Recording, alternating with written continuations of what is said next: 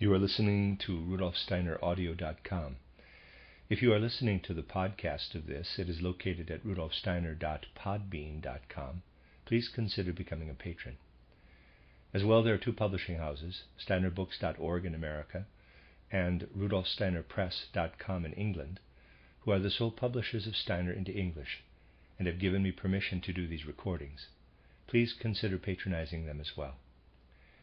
This is a reading of Collected Works Volume 210 by Rudolf Steiner, 14 lectures entitled Old and New Methods of Initiation, translated by Joanna Collis.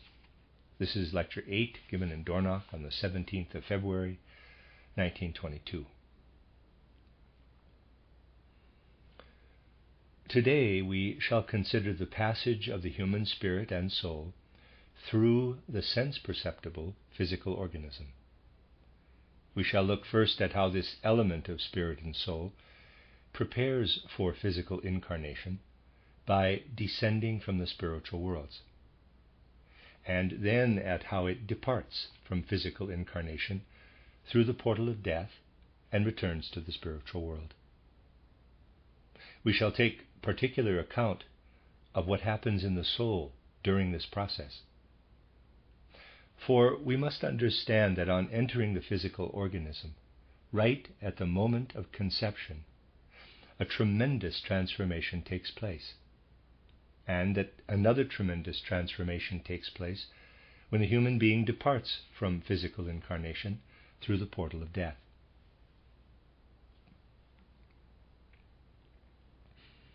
We have described these things from numerous standpoints already. But today we shall be concerned with the inner experience of the soul itself. What are the last experiences of the soul before it descends to physical life on earth? Between birth and death, our soul is filled with an intricate fabric of thoughts, feelings, and impulses of will. All these work together and intermingle to form the total structure of the soul.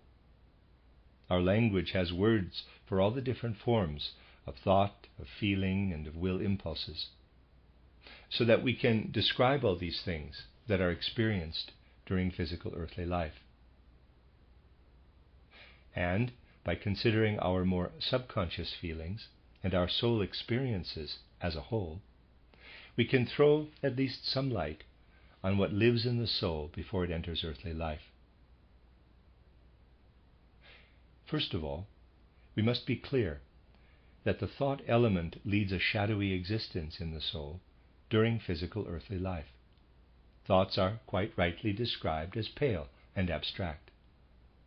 At best, the thoughts and mental pictures of the human being during earthly life are no more than mirror images of the external world. Human beings make thoughts about what they have perceived with their senses in the external world. As you know, if you subtract from your thought life everything you have perceived through your senses and everything you have experienced with the help of your senses during the course of earthly life, there is very little left. This is different, of course, if a study of spiritual science has led to the acquisition of other kinds of thought content than those drawn from the sense-perceptible world. Our thought world is shadowy because it has lost its inner vitality as a result of our descent into the physical, sense-perceptible world. You could say that as a solid earthly object is to its shadow on the wall, so is the real content of thoughts to what lives in our thinking during earthly existence.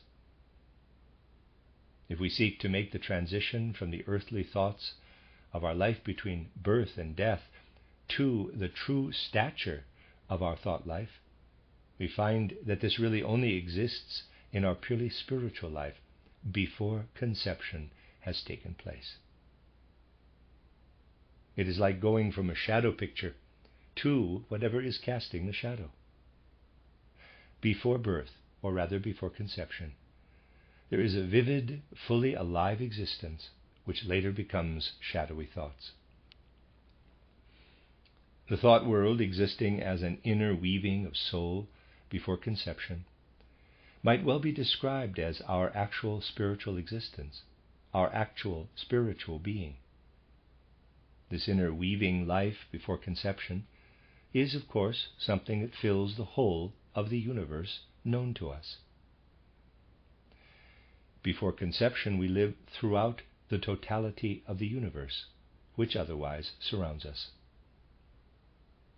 The thoughts that then live in us during our life on earth are the shadows, confined within our human physical organism, of something that has life on a cosmic scale prior to conception. This is a description of one element of our soul before birth, or before conception. Before the human being descends to the physical world, we find as one part of the content of his soul something that is like thoughts when he is on earth, but which is actually a spiritual element of his being when he is in the supersensible world. The other part of the content of his soul cannot be described as anything other than fear, to use a concept taken from earthly life. In the period prior to physical life, something lives in the soul which, as fear, fills it entirely. You must understand, however, that fear as an experience outside the physical body is something quite different from fear within the human physical body. Before descending to earth, man is a being of spirit and soul, filled with an element of feeling which can only be compared with what is experienced in earthly life as fear. This fear is well justified for that period of human life about which I am now speaking. In the life between death and a new birth, the human being has undergone manifold experiences of the kind which are possible while he is united with the cosmos. By the end of the life between death and a new birth, he has, in a way, grown tired of this cosmic life, just as he grows tired of earthly life, when toward the end his bodily organization shrivels up and becomes infirm. This tiring of life beyond the earth is expressed not so much in actual tiredness as in fear of the cosmos. The human being takes flight from the cosmos. He senses that the fundamental aspect of the cosmos is something that has now become foreign to him. It no longer has anything to offer him. He feels a kind of timidity, comparable with fear, toward the element in which he finds himself. He longs to withdraw from this cosmic feeling and contract into a human physical body. From the earth, a certain force of attraction comes to meet this state of fear in the human being. In a diagram, it would look like this. Think of the cranium and the brain within. Here is the base of the cranium. As I have frequently suggested, the human brain, with its remarkable convolutions, is a kind of copy of the starry heavens, of the universe. This brain structure, made up of cells, is indeed a copy of the starry heavens. While living before birth in the cosmos, the human being encompasses with his spirituality the whole of the starry world. But now he fears it. He withdraws into an earthly image of the starry heavens, an image in the human brain. Now we come to the choice made by man's spirit and soul. For now the soul chooses whichever brain, in the process of being formed, most closely resembles the starry constellation in which it stood before descending into the earthly realm. Naturally, the brain of one embryo depicts the starry heavens differently from that of another embryo. And the soul feels attracted toward the brain which has the most similarity with the starry constellation in which it existed before descending to earth. So it is, in the main, a feeling of timidity which leads the soul down to the confines of a human being, a feeling of fearfulness with regard to infinity, you might say. this feeling of fear pertains more to the soul, and the thought world which unfolds more and more from childhood into adulthood pertains more to the spirit. Both the feeling of fear and also the spiritual element, which is transformed into shadowy thoughts, undergo a substantial metamorphosis, which I should now like to describe to you. I can only use expressions which will seem unusual as far as ordinary thinking goes. But ordinary thinking lacks points of reference which might serve to describe these things. Ordinary thinking lies far from all aspects of this theme, so we cannot avoid using unusual expressions if we want to give an adequate description of them. Let us start with the spiritual element which lives in the cosmos and then makes its way to the confined dwelling place of the human body, unfolding chiefly through the nervous system and the brain, and undergoing metamorphosis as it does so. There are two aspects of this. First of all, it is definitely true to say that the being who is man in the world of spirit and soul, prior to conception, dies during the transition into the physical body. Birth in the physical body is a dying for the spirit and soul life of man. And when a death takes place, there is always a corpse. Just as a corpse remains when man dies on earth, so a corpse also remains when the element of spirit and soul goes down to the earth through conception and dies in the heavenly region. For the whole of our earthly life, we then live, as far as our thoughts are concerned, on what remains as a corpse. The corpse is our world of thoughts. Something that is dead is the world of shadowy thoughts. So we can say that as the spiritual aspect of man descends to life on earth through conception, it dies for the world of spirit and soul and leaves this corpse behind. Just as the corpse of the physical human being dissolves into the elements of earth, so the element of spirit and soul dissolves in the spiritual world and becomes the force which is unfolded in physical thoughts. Just as the earth goes to work on the corpse when we bury it, or as fire does when we cremate it, so throughout life we go to work on the corpse of our spirit and soul element in our world of physical thoughts. The world of physical thoughts is the continuing, in death, of what exists as real spiritual life before man descends into physical earthly life.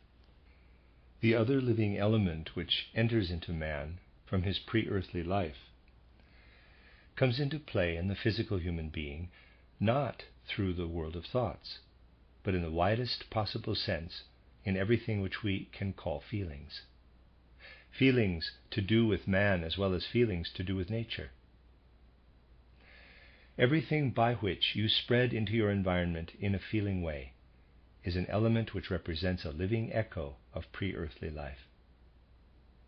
You do not experience your pre-earthly life in a living way in your thoughts, but only in your feelings for other creatures.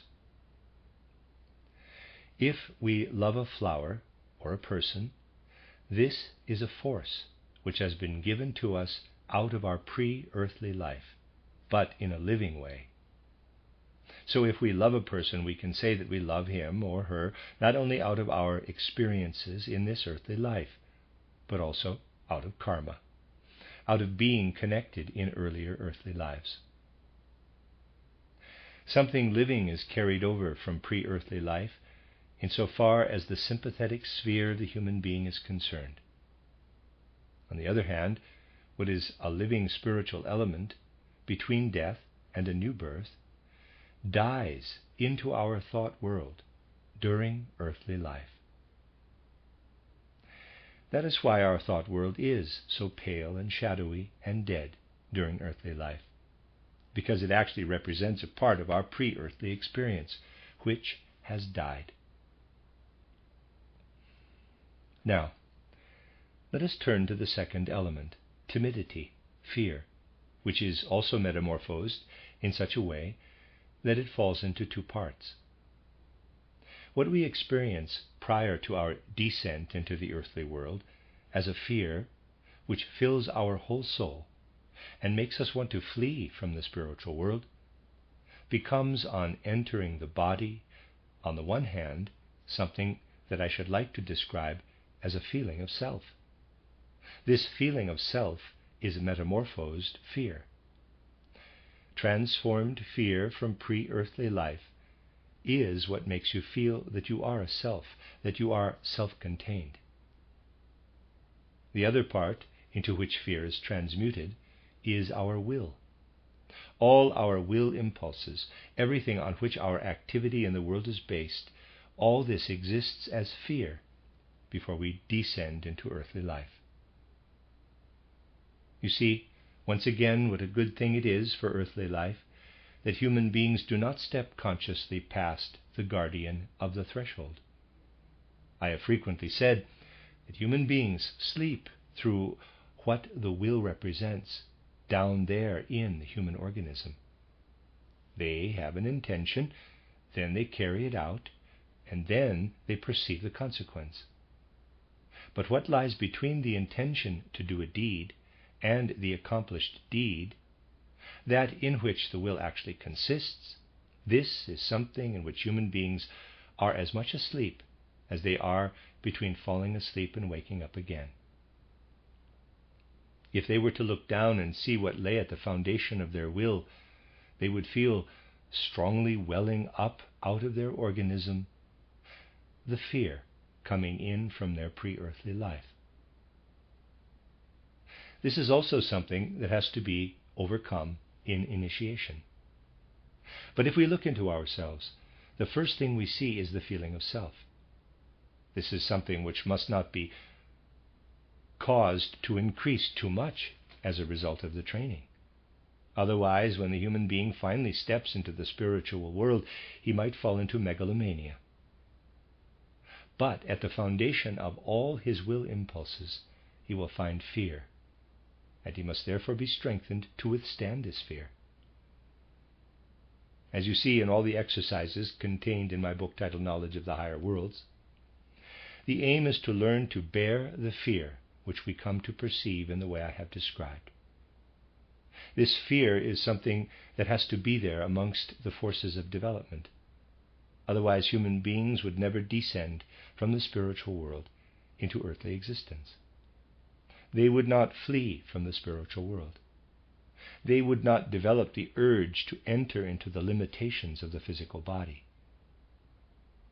The fact that they do develop this urge stems from this fear of the spiritual world, which quite naturally becomes a part of their soul configuration once they have lived for a time between death and a new birth.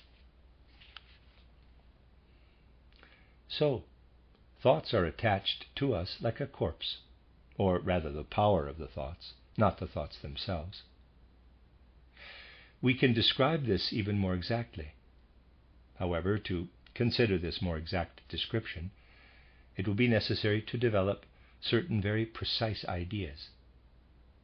The spiritual force which dies in our thoughts and becomes a corpse when we descend into physical earthly existence is the same force which builds our organs out of the cosmos. Our lung, heart, stomach, all our specific organs are formed out of the power of thought of the universe. When we enter into earthly life, this power of thought enters the narrow confines of our organism. What does the earth and its environment want of us? It wants us to create an image of it within ourselves. But if we were to create an image in ourselves, then during the course of our lifetime, all our inner organs, such as our lungs, but above all the manifold convolutions of our brain, would be transformed into crystal-like formations. We should all become statues resembling not human beings, but crystals in various contrasting groups. We should gradually come to be inorganic, lifeless shapes, statues after a fashion. The human organism resists this. It stands by the shape of its inner organs. It will not have it that, for instance, its lungs might be formed to represent, let us say, a range of mountains. It will not allow its heart to be transformed into a cluster of crystals. It resists this. And this resistance brings it about that instead of forming images of our earthly environment in our organs, we do so only in the shadow images of our thoughts. So our power of thought is actually always on the way to making us into an image of our physical earth, of the physical form of our earth. We constantly want to become a system of crystals, but our organism will not permit this. It has so much which has to be developed in the living realm, in the realm of sympathy, in the realm of feeling of self, and in the realm of will impulses, that it does not permit it. It will not allow our lungs to be transformed into something that looks like crystals growing out of the earth. It resists this formation into earthly shapes. And so the images of earthly shapes only come about in geometry and in whatever other thoughts we form about our earthly environment. As I said, you must think with absolute exactitude if you want to reach the point where you can imagine all this. But the tendency is always there of coming to resemble the system of our thoughts. We have to fight constantly in order not to take on this resemblance. We are constantly striving to become a kind of work of art, though, given the kind of thoughts human beings have on the whole, it would not be a very beautiful work of art to look at. But we strive to attain an external appearance that resembles what exists in our thoughts as no more than images and shadows. We do not achieve this resemblance, but we mirror back what we are aiming for, so that it turns into our thoughts instead.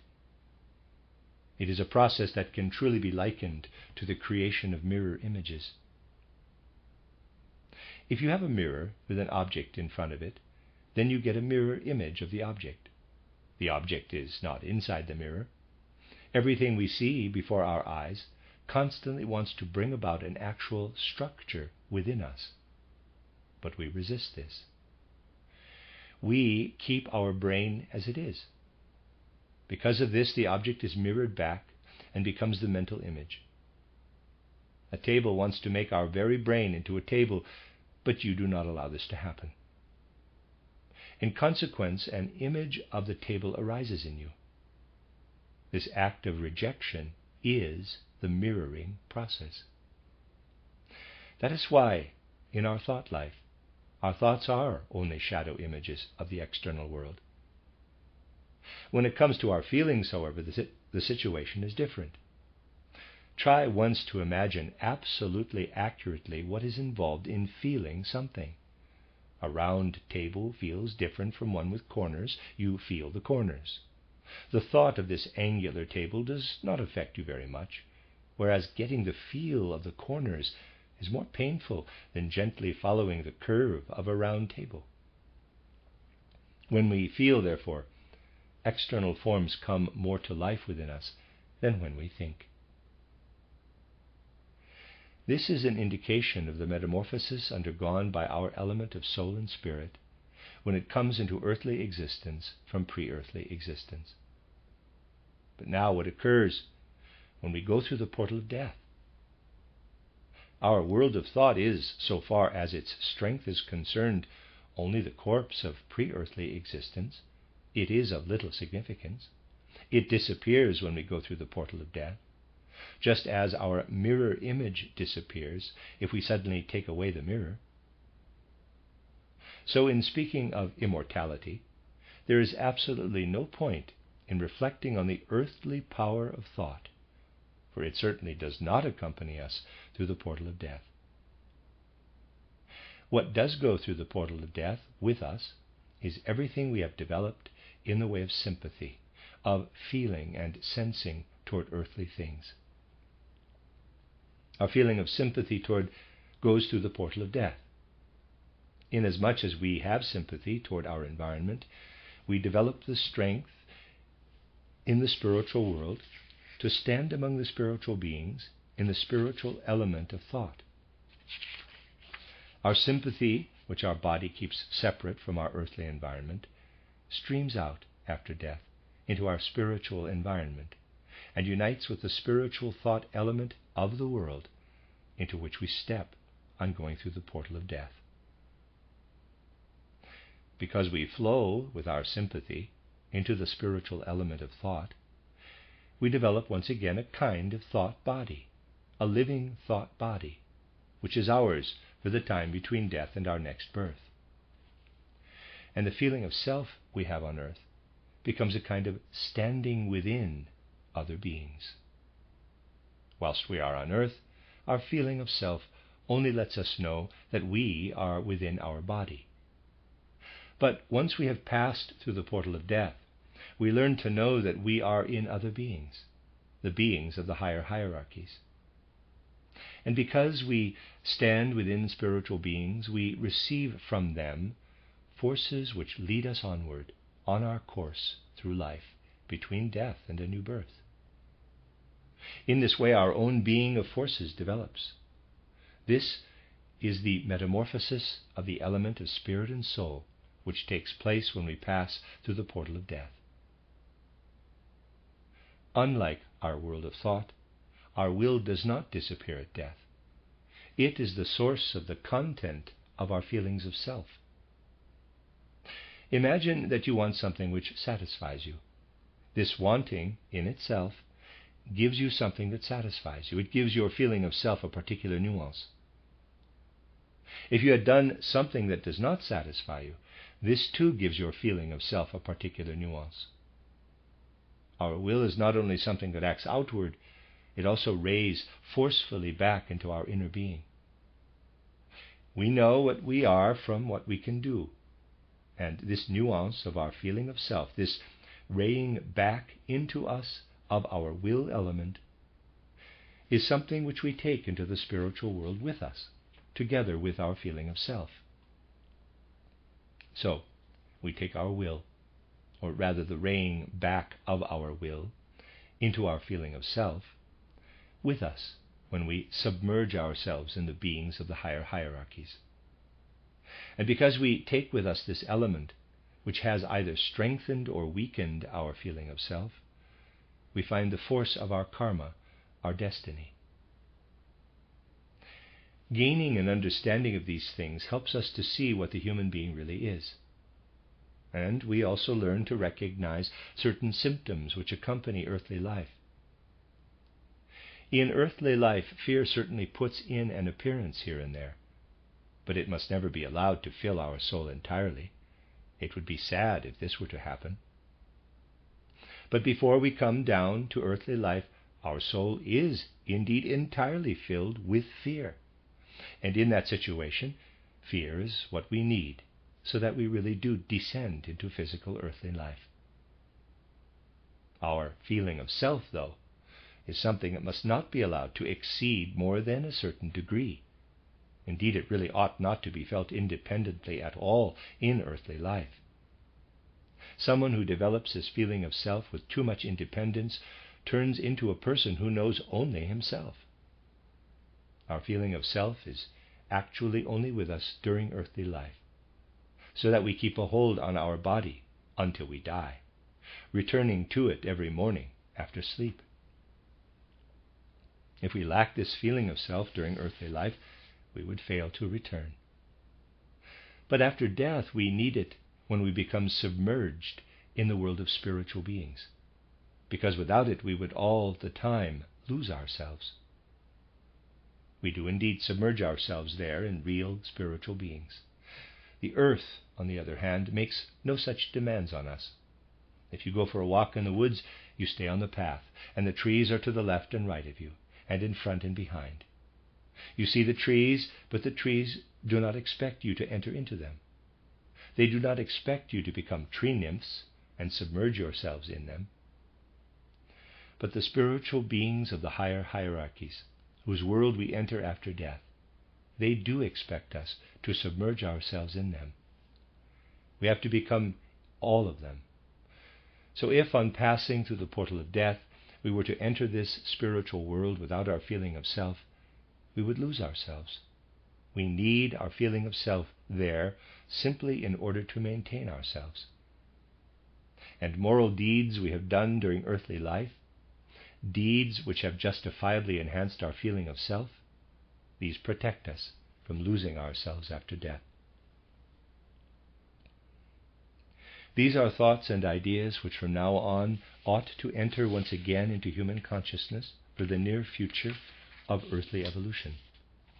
These thoughts and ideas simply flowed into mankind in earliest times, when understanding was still instinctively clairvoyant. Human beings used to have a strong feeling of what they had been before they descended into earthly life. This was strongly developed in primeval times. But hope of a life after death was less strongly developed in primeval times. This was something that was taken for granted. Today we are chiefly interested in what we might experience after we die. In primeval times, thousands of years ago, people were more concerned about their life prior to descending to the earth.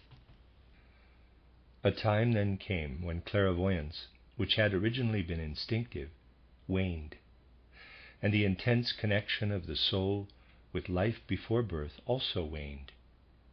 Then two spiritual streams sprang up which prepared what had now to develop in human civilization.